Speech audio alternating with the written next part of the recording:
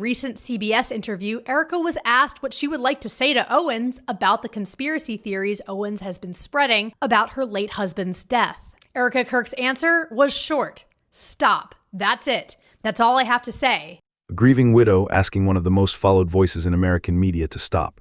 Stop what exactly? To answer that, you have to go back because the story Candace Owens tells today is not the one she started with.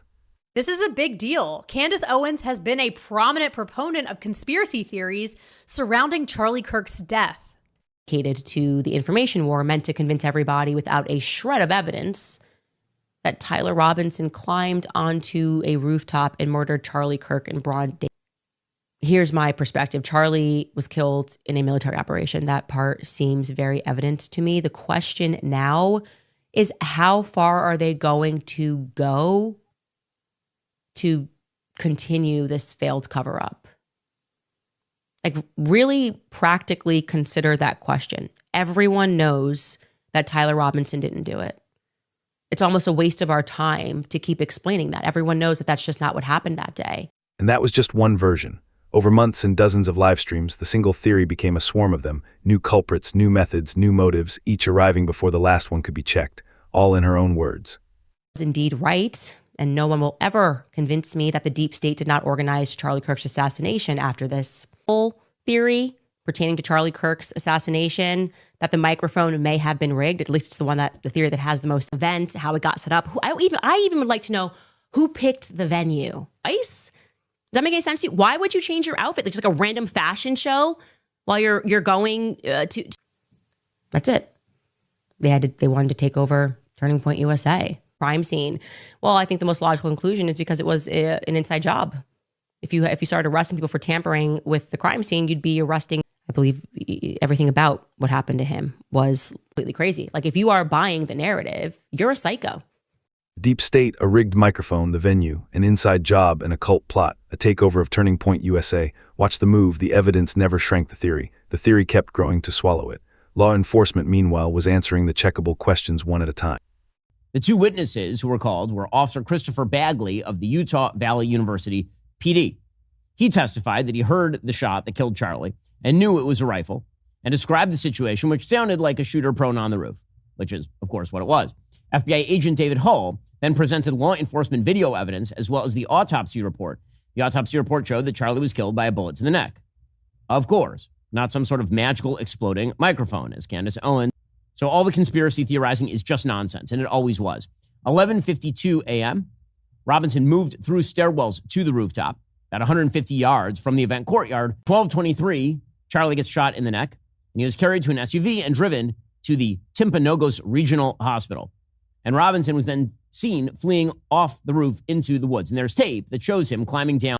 So, again, this is pretty unambiguous stuff. Rooftop about 150 yards, a rifle DNA engraved rounds and video of a figure climbing down off the roof. A necessary caution. A judge has not yet ruled. The defense has raised real questions about the forensics, and Tyler Robinson is presumed innocent. But none of that evidence points below the stage. None of it points to a tunnel. So the mechanics' theories had a problem.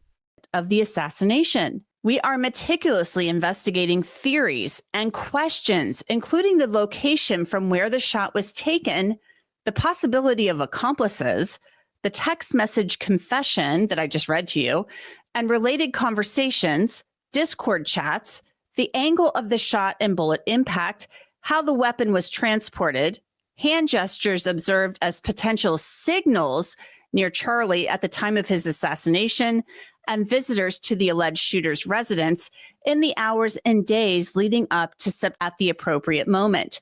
Regarding specific details, such as questions about the plane that allegedly turned off its transponder after departing from an airport near the assassination site, we can share updates when answers are confirmed. After interviews with the pilot and consultation with the FAA, we determined the transponder was not turned off.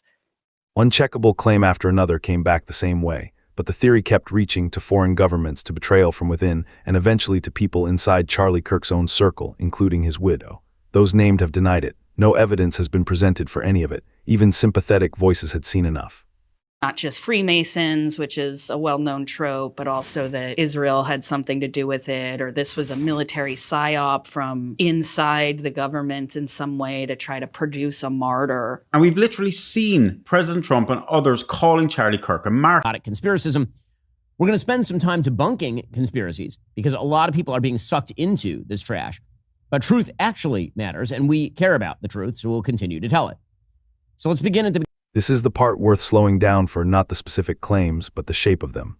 Because this pattern is older than this case, and it explains why the story had to keep changing. I think what the FBI director is doing here is understanding that political assassinations in America have a history of conspiracy theories, with people thinking that not every lead was pursued, or that some evidence was hidden, or that there was some grand plot behind it that was never revealed. So the FBI director wants Direction. That's actually not only a nugget of conspiracy theories, that's a nugget of the best and most successful disinformation. It's not stuff that's just made up whole cloth. It is things that happen in real life, often fueled by real people's authentic grievances that are then taken out of context, amplified, or weaponized in some way. One of the things that these conspiracy theories thrive on is this drive to rationalize things that are random. So you show this little clip of someone doing something like this, and you say, oh, this is instantly some kind of signal. Real tragedy, real grief, real unanswered questions, and a story that keeps growing to fill them, changing shape each time the facts push back until it explains everything and can be checked on nothing. The question was never whether Candace Owens is right or wrong. It was whether the story stayed the same. It didn't. It got bigger. Charlie Kirk was assassinated. His accused killer will face a jury, and his widow asked for one thing: stop.